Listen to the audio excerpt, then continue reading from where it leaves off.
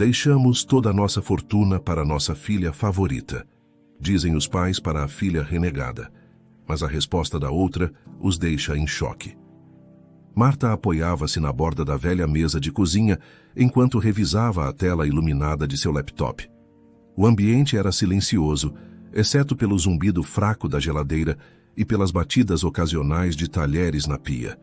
De tempos em tempos, ela erguia a cabeça, prestando atenção aos ruídos vindos da sala, onde a televisão permanecia ligada. Na tela do computador, os números relativos às contas já não a surpreendiam mais. Luz, gás, água, internet.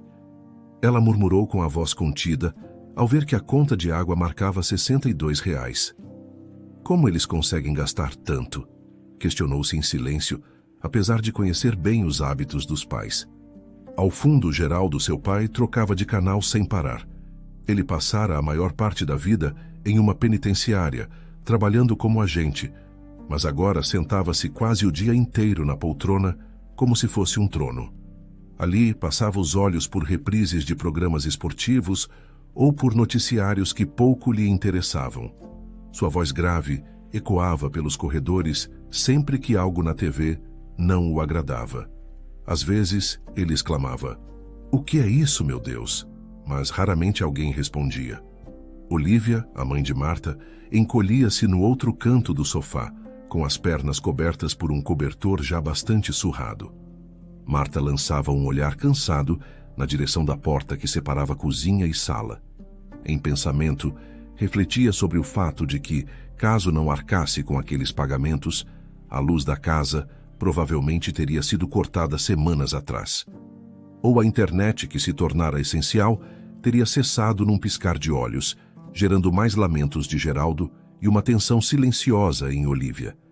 Era uma responsabilidade grande e ela aceitava porque se habituara a isso. Mas, no fundo, o cansaço crescia. "Eu não me importo de ajudar", dizia para si. "Mas será que algum dia eles reconhecem?" A rotina de cuidar das contas vinha de longe. Ainda recordava o dia em que o pai, então firme e imponente, caiu em serviço, fraturando o quadril de forma séria. Na época, Geraldo era temido e respeitado no trabalho, mas a cirurgia necessária e a recuperação prolongada mudaram tudo. Ele tentou voltar à penitenciária assim que removeu as muletas, sem sucesso. "Não podemos correr riscos, Geraldo", dissera o supervisor. "A direção não aceita essa responsabilidade." Foi um golpe duro. Geraldo passou a receber aposentadoria por invalidez, o que cobria parte das despesas básicas, mas estava longe de garantir o estilo de vida que mantinham antes. No início, Geraldo demonstrava vontade de se reerguer. "Não sou inútil, só preciso de tempo para me recuperar", repetia. Mas os meses se alongaram e ele se acostumou a acordar tarde, tomar seu café, ocupar a poltrona e observar a vida passar pela tela da TV. Olívia não parecia ver problema. "Ele já trabalhou tanto, deixa ele descansar", dizia em tom complacente. Marta, porém, sentia um aperto no peito ao notar que o pai se acomodava. Observava o cansaço nos olhos dele quando tentava se levantar, mas também enxergava certa indiferença naqueles dias longos e ociosos. Para completar, algum tempo depois, Olívia enfrentou uma pneumonia grave. Sempre lidara com alergias crônicas, mas, naquela ocasião, contraiu uma infecção perigosa que a levou a semanas de internação. Marta fazia malabarismos entre o trabalho e as visitas ao hospital, voltando para casa apenas para organizar tudo, desde a compra de remédios até o pagamento das contas. Lembrava-se nitidamente de quase não ter tempo para jantar, pois, assim que chegava do trabalho, precisava garantir que nada faltasse à mãe. Quando Olívia se recuperou, o médico recomendou repouso e, aos poucos, ela também acabou deixando o próprio emprego. Os dois, então, passaram a viver de benefícios e do auxílio financeiro discreto, porém constante da filha. Enquanto Marta abraçava esse papel de cuidadora, Irene, sua irmã mais velha, desfrutava de um universo quase paralelo. Dotada de uma veia boêmia, era comum Irene desaparecer por dias, surgindo apenas em fotografias digitais que Marta ocasionalmente via nas redes sociais. Praias, festas, viagens. Quase sempre, a mensagem que vinha no celular era algo como "Ei, maninha, tudo bem?", seguida de um relato sobre um evento artístico ou um show underground.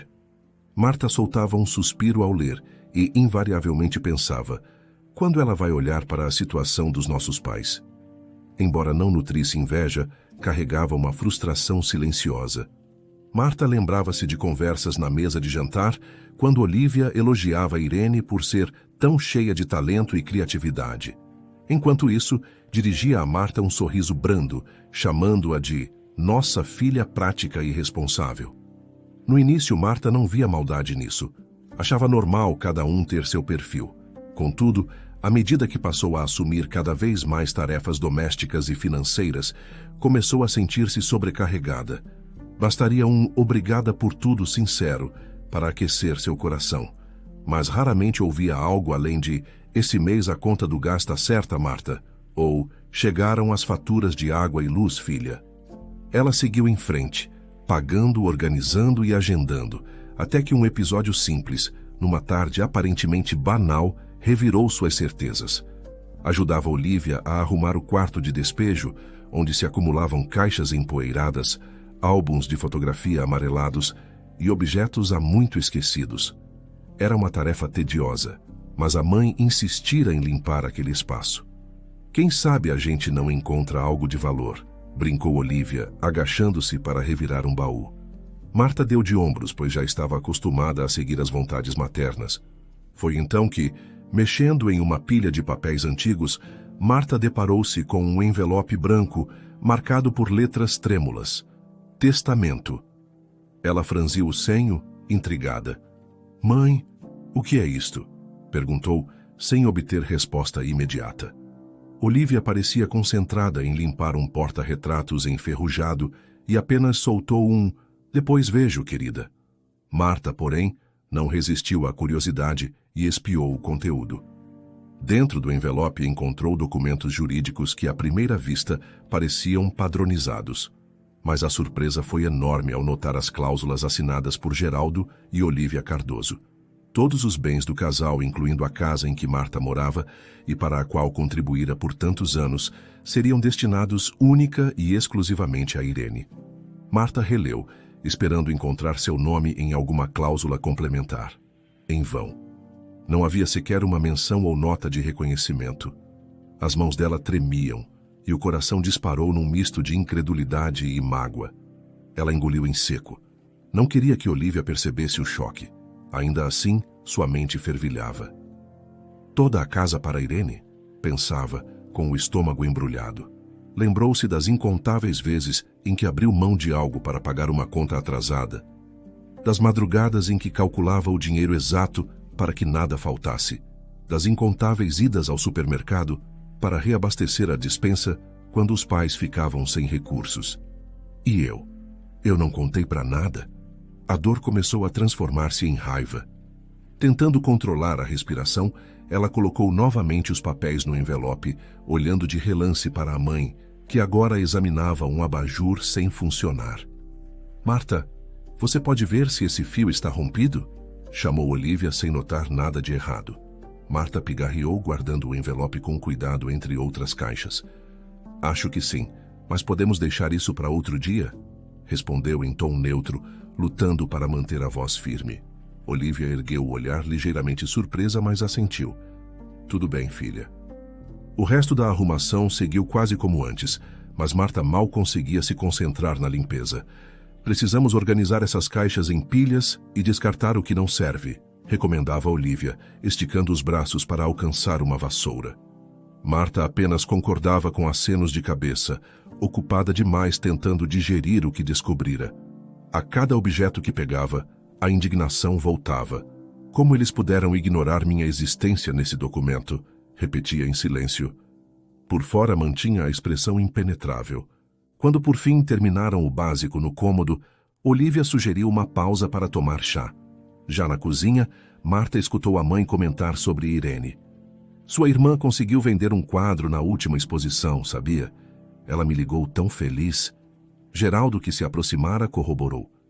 "Irene tem futuro, Pena que o pessoal não valoriza a arte neste país. Marta esforçou-se para sorrir, mas não era capaz de formular uma resposta genuína. Que bom para ela, disse bebendo um gole de chá quase insosso. Mais tarde, ao se despedir, Marta relatou de modo contido que precisaria de uns dias para pensar na vida. Estou sobrecarregada no trabalho e preciso de um tempo para mim mesma, disse, tentando não transparecer a tempestade emocional que a consumia. Olívia, um pouco desconcertada, inclinou a cabeça. Claro, filha, mas não demora muito para voltar, certo? Geraldo, distraído, apenas acenou com a mão, trocando o canal da TV. Boa noite, murmurou, sem erguer os olhos do controle remoto. Marta saiu com o coração pesado, segurando a bolsa contra o peito, como se isso pudesse amenizar o aperto que sentia. Ao dar os primeiros passos na calçada, repassou mentalmente toda a cena. O envelope, o texto do testamento, as cláusulas destinadas somente a Irene. Sentiu-se traída, como se um laço familiar fosse nada além de formalidade. Será que sabem o quanto estão me ferindo? Sussurrou, olhando para o portão enferrujado que rangeu ao fechar atrás de si. Nas horas seguintes, já em seu pequeno apartamento, ela não conseguiu dormir. A imagem das letras jurídicas naquele papel teimava em se repetir toda vez que fechava os olhos. As palavras exclusivamente para Irene pareciam tatuadas em sua mente. Então é isso. Eu não existo para eles? A cada pensamento, um nó na garganta a sufocava mais. Por um instante, considerou ligar para a irmã e despejar toda a sua raiva, mas logo desistiu. Não vou resolver nada gritando ao telefone, decidiu, puxando o edredom até o rosto, mesmo sem ter sono. O dia seguinte amanheceu com o som do celular despertando, convidando-a para mais um expediente no trabalho. Marta seguiu quase no piloto automático, respondendo e-mails e participando de reuniões, mas seu pensamento estava distante, preso às lembranças da véspera. Em um momento de pausa, pegou o telefone e encarou a tela, ensaiando enviar uma mensagem para Olívia. As palavras, porém, não saíam. Um amargor lhe dominava, misturando-se à sensação de injustiça que não a abandonava. Horas depois, ao voltar para casa, a mesma cena do envelope revisitou-lhe a cabeça. O coração disparou, e ela tomou a decisão. Não vou continuar bancando a salvadora. Que fiquem sem luz ou sem internet, se é assim que preferem. Entretanto, ao imaginar o desespero da mãe, seu estômago revirou. Podia estar machucada, mas ainda sentia empatia. Talvez eu precise organizar uma saída mais gradual, mas não posso sustentar isso para sempre. Nos dias subsequentes, Marta atendeu a algumas ligações de Olívia, limitando-se a trocar amenidades. Quando a mãe perguntava sobre boletos, ela dava respostas vagas. Não queria criar um atrito aberto, mas internamente tentava traçar um plano para se afastar sem mergulhar na culpa total. Preciso de força para não ceder, sussurrava, encarando a rotina que, até então, parecia imutável. Ainda assim, sentia-se presa a um dilema. Era a única que realmente entendia as finanças da casa. Seu pai pouco se importava com sistemas online, e sua mãe mal conseguia usar o computador. Irene estava fora do radar. Se eu simplesmente deixar tudo de lado, eles vão ficar na mão, lamentava para si. Mas depois de tanta decepção, também não suportava a ideia de continuar como se nada tivesse acontecido. Nas noites em claro, tentava relembrar cada detalhe do testamento, perguntando-se se havia alguma possibilidade de erro. Contudo, as assinaturas de Geraldo e Olívia estavam lá, incontestáveis. Eles estão conscientes do que assinaram? Pensou atordoada. Podia até supor que alguém os influenciara, mas isso não diminuía a mágoa. Era como se, por trás de cada palavra naquele papel, existisse um recado claro. Você não faz parte do nosso futuro. Por fim, decidiu ajudar a mãe a concluir a arrumação do tal quarto de despejo e a cuidar dos ajustes básicos da casa, mas com o coração cheio de reservas. Pensava em como se afastar gradativamente. Numa noite, levou algumas sacolas de roupas velhas para doação, e ao sair, Olívia perguntou com um semblante preocupado: Tem certeza de que você está bem, filha? Me parece tão estranha. Marta sorriu amarelo. Só estou cansada, mãe. Preciso mesmo de um tempo para mim. Quando atravessou a porta rumo ao quintal, carregando as sacolas, sentiu o ar fresco da noite roçar seu rosto.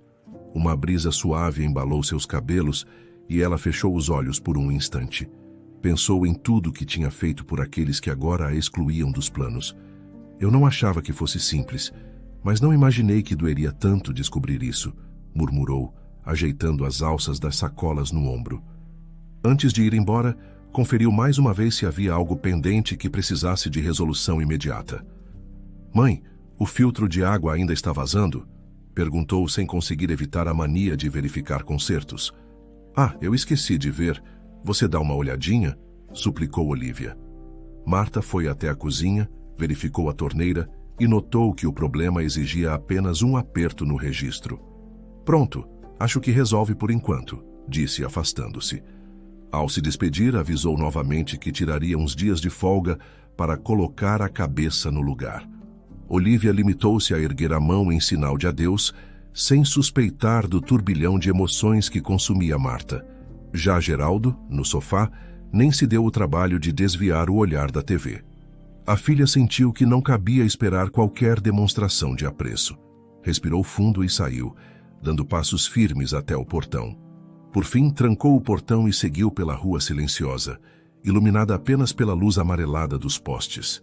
Cada passo reverberava em seu peito, e ela teve certeza de que não seria fácil voltar a ser a mesma Marta de antes, sempre disposta a tudo para manter o lar funcionando. Enquanto pensava nisso, uma única conclusão cintilava em sua mente como um alerta. Aquela descoberta sobre o testamento mudara tudo. Ela não sabia ao certo como lidar com a situação, mas no fundo, já tinha plena convicção de que não seria tão simples retornar ao papel antigo de filha incansável.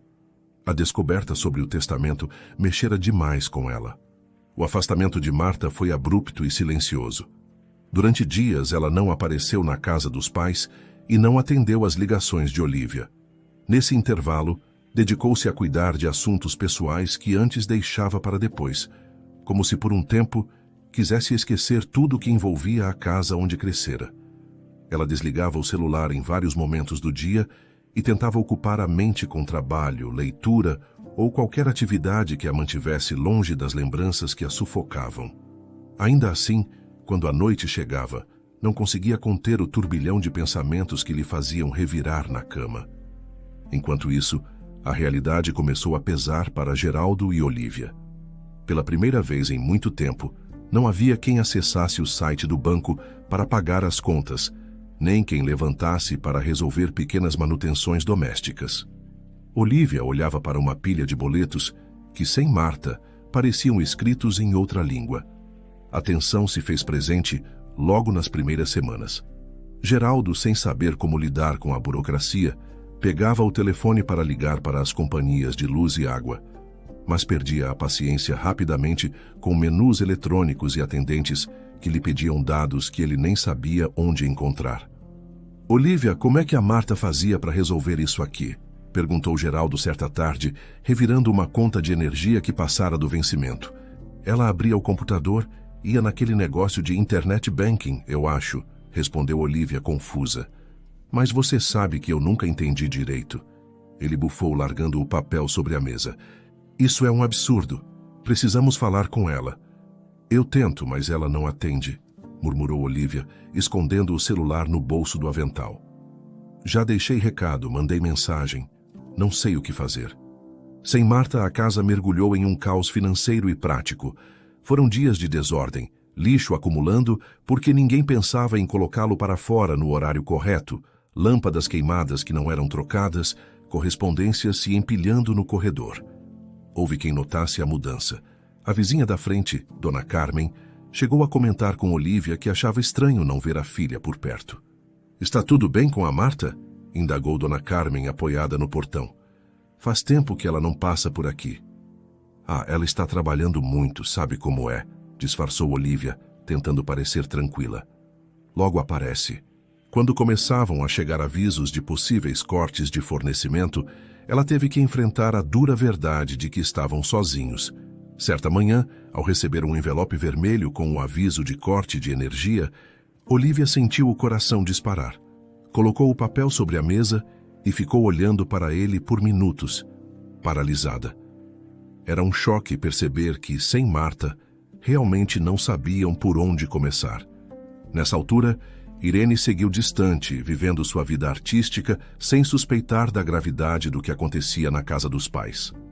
Em redes sociais, publicava fotos de festas, pequenas exposições, viagens. Falava de seus projetos, mencionava nomes de galerias e amizades, mas sequer imaginava que Olivia e Geraldo estavam naquele sufoco. Certo dia, Olivia decidiu tentar novamente ligar para Marta.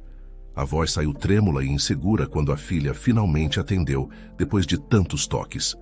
Marta estava em seu apartamento, sentada no sofá, e respirou fundo antes de apertar o botão para aceitar a chamada. "Marta, filha", começou Olivia, tentando manter o tom habitual. "Você pode vir aqui? Estamos precisando de você." "Olha, mãe, não dá para eu ir agora. Estou cheia de coisas para resolver", respondeu Marta, a voz firme. "Além do mais, vocês podem chamar a Irene. Afinal, ela é a herdeira universal." Olivia engoliu em seco. Não conseguia acreditar que Marta já sabia do testamento. As mãos suavam e ela buscava as palavras certas, mas tudo saía desajeitado. Não... Bem, isso não é como parece, Marta. Você entendeu mal? Sério?" Marta interrompeu, sentindo a garganta apertar. "Parece bem claro para mim. Filha, nós não planejamos dessa forma. Quer dizer, o seu pai e eu..." A desculpa soava cada vez menos convincente. Marta não deixou que ela terminasse. "Chega, mãe. Estou cansada de ser a peça de reposição, de fazer tudo sem receber nada em troca, nem sequer gratidão." Olivia tentou um último apelo. "Por favor, Marta, precisamos de você. E vocês já pensaram que eu também poderia precisar de vocês?" disparou Marta, com a voz tremendo de mágoa. "Acho melhor vocês darem um jeito. Chamem a Irene." A ligação terminou. Marta deixou o celular de lado, apoiando os cotovelos sobre os joelhos e cobrindo o rosto com as mãos. No fundo, doía muito mais do que ela demonstrava. Não era o dinheiro ou o patrimônio que a feriam, mas a total falta de reconhecimento e carinho. Tantas vezes abrira mão de gastos pessoais para ajudar os pais. Tantas vezes preferira ficar em casa para resolver problemas enquanto Irene viajava pelo mundo. E agora se via completamente ignorada naquele documento que deveria ser um ato de cuidado. Enquanto isso, Irene não fazia ideia da crise. Continuava postando fotos de festas e saídas com amigos, pegando carona em todo o convite que aparecia. Falava com Olivia de vez em quando para comentar sobre exposições, galerias, convites para pintar murais. Jamais perguntava sobre as contas ou a saúde do pai, pois supunha que tudo estava nos eixos. Afinal, Marta sempre deu conta de tudo. Quando Olivia comentou que Marta estava estranha, Irene apenas deu de ombros. "Mãe, ela deve estar muito ocupada, você sabe. A Marta sempre foi workaholic", disse Irene rindo ao telefone. "Logo passa." A situação tomou outro rumo inesperado quando Geraldo teve um infarto. Seu problema de coração já era conhecido, mas ele nunca dera a devida atenção aos check-ups. E naquela tarde, sentira uma dor lancinante no peito, que o fez suar e perder a cor. Olivia chamou a ambulância às pressas, enquanto tentava manter Geraldo acordado. O trajeto para o hospital foi tenso, com Olivia ao lado dele, segurando-lhe a mão trêmula. A necessidade de uma cirurgia emergencial pegou a todos de surpresa. Olivia, desesperada, tentou entrar em contato com Marta, sem saber a quem mais recorrer para providenciar o dinheiro e assinar formulários. Irene, ao saber da gravidade pelo telefonema da mãe, finalmente compreendeu que Marta era a única pessoa capaz de organizar tudo sem que o caos se instalasse de vez. "Marta, sou eu", disse Irene, a voz embargada quando discou para a irmã. "O pai está muito mal no hospital. Ele precisa de uma cirurgia urgente." Do outro lado, Marta ouviu sem falar nada por alguns segundos. O ressentimento latejava, mas o amor pelos pais, sobretudo pelo pai, que apesar de tudo sempre fora próximo dela em algum nível, falou mais alto. Que cirurgia é essa? Vocês já sabem quanto custa? Perguntou, segurando a vontade de se mostrar fria. Não faço ideia, mas a mãe está desesperada, respondeu Irene, quase chorando. Eu sei que você está chateada, mas, por favor, Marta, você pode ajudar. Marta fechou os olhos e inspirou fundo. Em sua cabeça vinham flashes de Geraldo, a maneira como ele gargalhava nas poucas vezes em que realmente se interessava por algo. As histórias que contava sobre a penitenciária, o orgulho que ele sentira quando ela terminara a faculdade. Por mais que tivessem problemas, era seu pai, e ela não queria ser responsável por alguma tragédia. Passa o telefone para a mãe, pediu Marta. Irene hesitou, mas em pouco tempo Olivia atendeu com a voz embargada de choro. Filha, o médico disse que o quadro é grave. Estão fazendo exames, mas ele precisa de um procedimento urgente. Eu vou resolver, mãe, prometeu Marta, sentindo o estômago revirar. Me manda os dados do hospital. Obrigada, filha, obrigada, balbuciou Olivia, soluçando baixinho. A cirurgia ocorreu e, felizmente, Geraldo se recuperou. Na sala de espera, Marta providenciou assinaturas, mexeu nos sites de bancos e aprovou empréstimos que cobriram os custos imediatos. Irene correu atrás de alguns conhecidos para verificar se havia possibilidade de reduzir parte da conta, mas era Marta quem lidava com a burocracia principal. Quando Geraldo despertou, abriu os olhos e viu a filha ao lado do leito, segurando silenciosamente sua mão. Ele ainda estava fraco, mas reconheceu Marta. Você está aqui, minha filha, murmurou emocionado. Obrigado. Marta não disse nada no primeiro momento, apenas assentiu, com os olhos úmidos. Olivia, que também estava presente, aproximou-se com uma expressão de profunda gratidão, misturada a um constrangimento quase palpável. Marta, nós não temos palavras, obrigada, minha filha. Marta continuou em silêncio por alguns instantes, observando os aparelhos que monitoravam os batimentos do pai. Por fim, respondeu de maneira contida. Fiz o que precisava ser feito. Depois que Geraldo recebeu alta, o ambiente na casa mudou. Olivia percebeu que havia chegado ao limite e que não podia mais ignorar o que fizera. O peso de quase ter perdido o marido e o alívio de tê-lo de volta a fizeram refletir. Precisava ter uma conversa séria com Marta, mas não tinha coragem de tocar diretamente no assunto do testamento. Marta, por outro lado, estava dividida. Uma parte dela sentia piedade ao ver os pais tão vulneráveis. Geraldo não podia se esforçar, precisava de repouso e cuidados. Olivia andava nervosa, com medo de qualquer sinal de recaída do marido. Mas a ferida sobre o testamento ardia na consciência de Marta, lembrando-a de que todo o esforço, até aquele momento, não fora suficiente para que a considerassem digna de reconhecimento. Ela passava pela casa com frequência para verificar a recuperação de Geraldo, trazia medicamentos, verificava a pressão dele com um aparelho que comprara, mas evitava longas estadias. Quando Olivia a convidava para almoçar, Marta inventava desculpas para sair. Preferia manter uma certa distância, pois não queria cair novamente no ciclo de resolver tudo sozinha e acabar esquecida.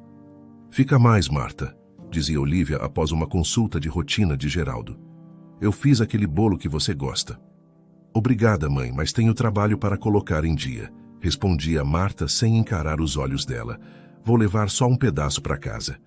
Numa noite, Olivia a seguiu até a porta, ansiosa para criar um momento de aproximação. Filha, a gente sabe que te deve muito, começou a dizer com a voz embargada. E eu não sei como consertar tudo o que aconteceu. Marta agarrou a maçaneta da porta e respirou fundo, sem se virar completamente. Vocês precisam entender que eu não posso ficar o tempo todo aqui, resolvendo cada problema. Eu tenho minha vida também. Olivia aqueceu num misto de tristeza e compreensão, mas não ousou insistir. Sentia que o certo seria abordar o testamento e tentar corrigir as falhas. Porém, não sabia sequer por onde começar. Tinha medo de piorar ainda mais a situação. Enquanto isso, Irene tentou retomar a rotina artística, mas carregava um peso na consciência. Sempre pensara que Marta estivesse tudo resolvendo sem dificuldades, e só então percebera a dimensão do sacrifício que a irmã fazia. Ligou algumas vezes para Marta, propondo um encontro casual para conversarem. A gente podia tomar um café, o que acha? Sugeriu. Acho bom, concordou Marta sem muita animação, mas estou meio sem tempo agora. Aparentemente nenhum dos lados encontrava as palavras certas para expressar o que sentia. Faltava coragem para abrir feridas e admitir erros.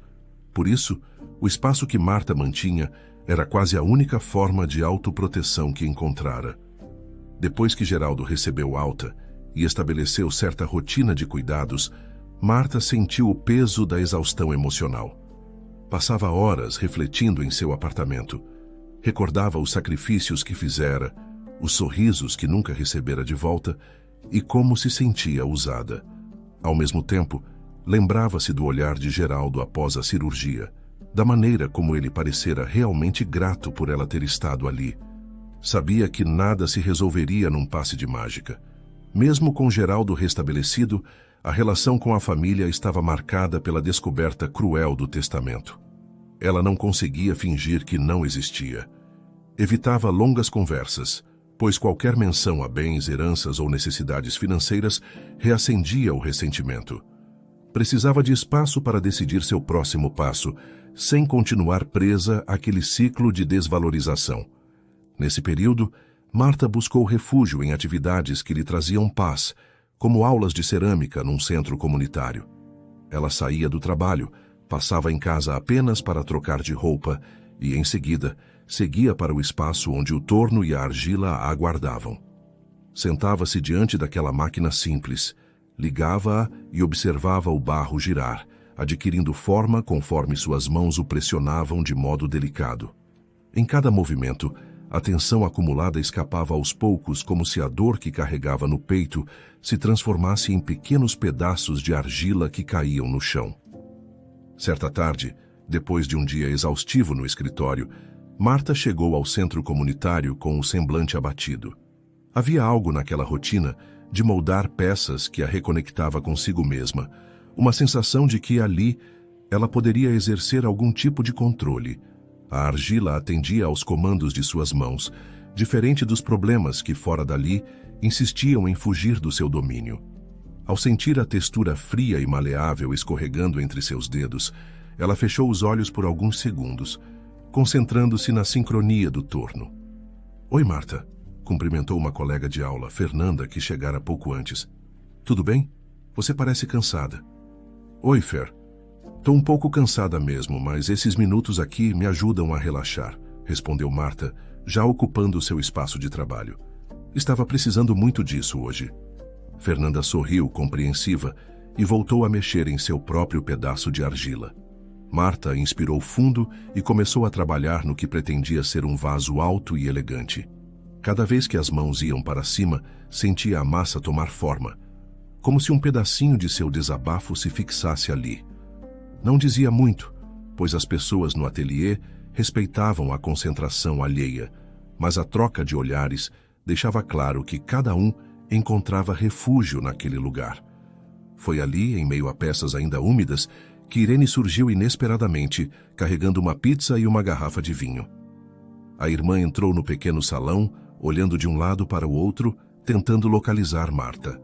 Assim que a viu, caminhou em sua direção com um sorriso tímido. "Ei, achei que você pudesse estar aqui", disse Irene, pousando a pizza sobre uma mesa vazia ao lado. "Não te encontrei em casa e pensei em te trazer uma surpresa." Marta desligou o torno, limpando as mãos com um pano. Estava surpresa por ver Irene naquele espaço, especialmente com aquela atitude. Sua relação sempre fora marcada pelo contraste de personalidades e, ultimamente, por feridas profundas que ameaçavam jamais cicatrizar. "Você veio até aqui?" perguntou Marta, enxugando os dedos. "Pensei que não gostasse desse tipo de ambiente." Irene deu um leve encolher de ombros. "Eu costumo pintar, mas cerâmica também me fascina. E eu queria falar com você. Achei que talvez, se trouxesse pizza e vinho, a gente pudesse conversar de maneira mais descontraída." Marta analisou o rosto da irmã e notou um brilho diferente nos olhos dela, algo que misturava sinceridade e receio. Ainda hesitante, convidou-a a sentar-se num canto do ateliê, onde havia umas cadeiras empilhadas. Fernanda, percebendo que se tratava de um assunto pessoal, apenas acenou e se afastou para dar privacidade às duas. Marta e Irene conversaram por horas, entre pedacinhos de massa e goles de vinho em copos descartáveis, pois não havia taças por ali. A conversa foi se aprofundando. Irene começou com comentários suaves sobre a saúde do pai, sobre as contas da casa e sobre como percebera que Marta andava cada vez mais distante.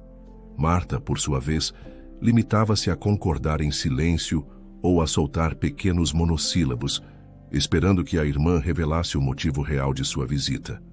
Até que Irene, com o rosto marcado por lágrimas, confessou que tinha algo importante a dizer. Ela respirou fundo, como se precisasse reunir coragem para mergulhar num segredo antigo. Então, começou a contar. Eu nunca tive coragem de falar. Desde adolescente, eu sabia de algo que você não sabia, e isso me consumia. É sobre você, Marta. Você não é filha biológica da mamãe e do papai. Ao ouvir essas palavras, Marta sentiu a respiração falhar. Largou o copo de vinho no chão, temendo deixá-lo cair. Uma parte dela queria gritar, você só pode estar brincando, mas o olhar de Irene mostrava a gravidade da declaração. O quê? Murmurou Marta, tentando processar. Como assim? Irene segurou as mãos de Marta, apertando-as com cuidado. A mamãe, na verdade ela é sua tia. Você foi adotada ainda bebê. A história é complicada. A Renata, sua mãe biológica, era a irmã mais nova da mamãe e sempre foi paparicada pelos nossos avós. Houve brigas, inveja. Renata se envolveu com pessoas erradas, engravidou de você, mas nunca conseguiu se estabilizar. Ela faleceu de overdose quando você tinha apenas 1 ano. Os olhos de Marta encheram-se de lágrimas e ela engoliu em seco. Era como se o chão desaparecesse sob seus pés. Renata, a mãe biológica de Marta, fora a irmã mais nova de Olívia. Sempre paparicada, deixava Olívia sobrecarregada. Marta recordava a sensação de ter, muitas vezes, sentido uma espécie de distância por parte da mãe adotiva, sem entender bem o porquê. Agora tudo começava a fazer sentido. E por que ninguém nunca me contou isso antes? Questionou Marta, a voz oscilando. Irene, chorando, tentou se explicar. Eu também descobri por acaso na adolescência. A mamãe me proibiu de contar. Ela disse que, se eu abrisse a boca, ela me tiraria tudo. Fiquei com medo e também me sentia culpada por estar sempre recebendo privilégios. Você sabe que eu vivia ganhando material de pintura, viagens, cursos, enquanto você era a responsável, a que cuidava de tudo. Marta fechou os olhos, tentando assimilar cada fragmento daquela verdade. Então era por isso que Olívia parecia, às vezes, olhar para ela com uma mistura de indiferença e amargura. Existia um ressentimento antigo por trás de cada gesto ou ausência de afeto. Eu sei que fui covarde, continuou Irene, enxugando as lágrimas com a manga da blusa. Eu poderia ter te contado antes, mas não tive coragem. Ainda mais ao ver a forma como a mamãe te tratava, sempre se referindo a você como a prática, a confiável, enquanto dizia que eu era a sonhadora, a talentosa. Eu me aproveitava disso. Então, durante todo esse tempo, eu vivia em um lar que não era exatamente meu, disse Marta com um nó na garganta. Eu não fazia ideia de nada disso. Irene baixou a cabeça. Desculpa, eu sei que nada que eu disser agora apaga o passado, mas eu queria que você soubesse a verdade. Foi um turbilhão para Marta, a sensação de descobrir que Renata, sua mãe biológica, vivera uma vida marcada por vícios e descaso familiar, enquanto Olívia a adotou não por amor, mas por pressão dos avós. Nesse instante, compreendeu a origem daquela frieza toda. Ao mesmo tempo, doía perceber que poderia ter tido outra história, que jamais conheceria Renata e que se sentira tão invisível por tanto tempo. Elas encerraram aquela conversa na cerâmica em lágrimas e abraços entrecortados por pedidos de desculpa. Irene insistia que faria de tudo para reparar o mal que havia contribuído para agravar. Queria, de alguma forma, devolver a Marta parte do que lhe fora negado. Nos dias que se seguiram, Irene se mostrou presente. Ligava para Marta só para conversar. chegava de surpresa no apartamento da irmã com pequenas guloseimas e até assumiu algumas despesas básicas dos pais, numa tentativa de corrigir suas omissões anteriores. Marta, ainda magoada, apreciava o gesto de Irene, mas não tinha certeza se era suficiente para apagar tudo o que havia vivido. O ressentimento contra Olívia e Geraldo ainda existia, sobretudo por saber que guardavam um segredo tão doloroso. Entretanto, ela percebeu que o estado de saúde do pai continuava frágil e que Olívia, embora tivesse agido de modo cruel, demonstrava arrependimento sincero nos últimos tempos. Numa noite de insônia, Marta refletia sobre a situação. Conversava mentalmente com a memória de Renata, mesmo sem conhecê-la de fato, perguntando-se que tipo de mulher ela fora. Pensou na mãe adotiva, que na verdade era tia, e em como a criação cheia de inveja e pressão dos avós moldara seu comportamento. Absorta nessas reflexões, decidiu que gritar ou exigir reparação financeira não lhe traria paz, nem faria Renata voltar no tempo. Havia sofrido tanto, mas não queria carregar ódio eterno. Eu preciso seguir em frente, mas estabelecendo novos limites, sussurrou para si mesma naquela madrugada solitária. Não posso continuar sendo explorada e descartada, mas também não quero viver afundada em rancor. Então optou por um caminho diferente, manter certa distância emocional, sem contudo romper definitivamente com a família. Passou a pagar as contas de maneira mais equilibrada, cuidando para não arcar sozinha com todas as despesas. Ligou para Olívia e Irene no mesmo dia, propondo que cada uma assumisse responsabilidades específicas. Irene cobriria parte do aluguel e das compras, enquanto Olívia, que ainda recebia benefícios, pagaria as contas básicas. No fim, a rotina da casa Cardoso encontrou um novo ponto de equilíbrio. Irene frequentava mais o lar dos pais, auxiliando nas tarefas que antes eram empurradas para Marta. Certas manhãs, Irene aparecia para levar Geraldo a uma caminhada leve, conforme a recomendação médica. O pai resmungava, mas acabava cedendo. Olívia, por seu lado, mostrava sinais de remorso. Ela chegou a comentar que pretendia refazer o testamento para corrigir a injustiça cometida. Falou disso timidamente com Marta certa vez. Filha, ou melhor, sobrinha, brincou sem graça. Eu sei que o que fiz foi errado. Quero mudar o testamento, colocar você como herdeira, se me permitir. Marta, que tomava um café na cozinha, suspirou. Faz o que quiser, Olívia. Eu já construí minha vida sem precisar de nada disso. Não é pelo dinheiro. Olívia assentiu com o olhar baixo. Eu sei. Só quero fazer o mínimo para reparar. A reparação legal era secundária para Marta naquele momento. Tudo o que ela desejava era interromper o ciclo de desprezo e omissão. Com o passar dos meses, Marta e Irene aprofundaram os laços de irmandade. Sem as cobranças maternas para competir, descobriram gostos em comum. Irene chegou a pintar uma série de quadros inspirados nos vasos e tigelas moldados por Marta, fazendo uma pequena exposição conjunta numa galeria pequena, mas acolhedora. Durante a abertura desse evento, elas riram juntas ao ver as peças de cerâmica ao lado das telas coloridas de Irene. Você captou direitinho as nuances das minhas criações de argila, Irene. Olha essas cores, comentou Marta, admirando um quadro que exibia um conjunto de vasos em tons terrosos. Foi inspirador observar você trabalhando no torno, respondeu Irene animada. E sabe o que mais me inspira? Ver você se libertando de tanta coisa que te prendia. Elas criaram lembranças positivas e tentaram suprir a carência de tantos anos de rivalidade artificial. De vez em quando, ainda surgiam resquícios de ressentimento, mas ambas se esforçavam para conversar e esclarecer, ao invés de se afastar. Quanto a Olívia e Geraldo, continuaram vivendo na casa que tanto tempo fora palco de tensões. A saúde de Geraldo progrediu, mas ele guardaria sequelas do infarto, precisando de check-ups regulares e atenção redobrada à alimentação. De vez em quando reclamava de ter que comer menos fritura, mas Irene e Marta o convenciam a seguir a dieta. Olívia tentava se reaproximar de Marta, convidando-a para jantares e pedindo conselhos sobre remédios e consultas.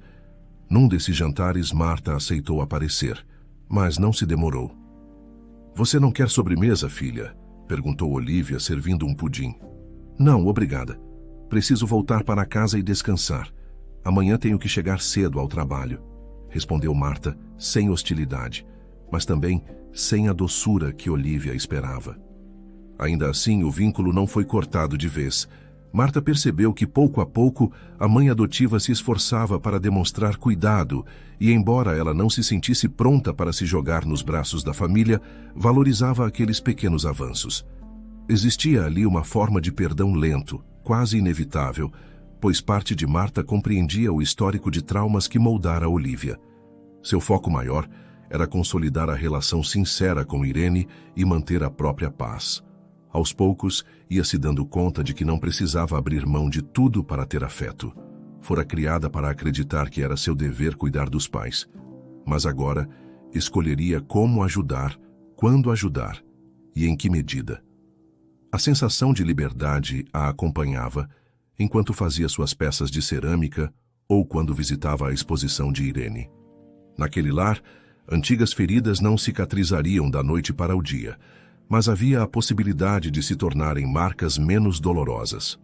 Para Marta, a cerâmica se transformou num símbolo de cura e paciência. Em cada vaso que moldava, ela percebia que, com calma e persistência, rachaduras podiam ser contornadas e falhas se tornavam parte da arte. Entre o barulho do torno girando, ela encontrava um estado de tranquilidade que jamais imaginara antes. Por fim, Marta decidiu que precisava de um gesto simbólico para dar um ponto final à dor que carregara durante tanto tempo. Resolveu visitar o túmulo de Renata, a mãe biológica que jamais conhecera de verdade. Escolheu um de seus vasos favoritos, feito em tons suaves de azul e branco, e gravou discretamente suas iniciais na base. Num dia de céu nublado, seguiu até o cemitério, encontrando a lápide simples com o nome de Renata. Ali ajoelhou-se e depositou o vaso, sentindo o coração bater descompassado.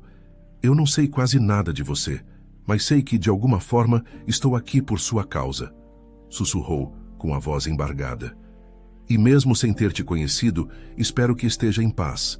Talvez fosse a maneira de dizer, eu sei quem sou e sei de onde vim. A tristeza de ter sido criada por pessoas que a viam como um peso ainda existia, mas agora ela tinha a verdade em mãos. Poderia escolher como seguir adiante, sem a necessidade de corresponder a expectativas sufocantes ou de implorar por afeto.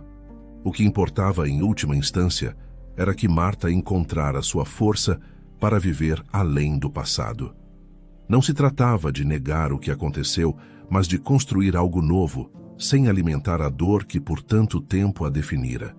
E assim, num recomeço discreto, a filha ignorada descobriu como florescer sem precisar da aprovação de ninguém, nem mesmo da família que por anos ignorara seu valor.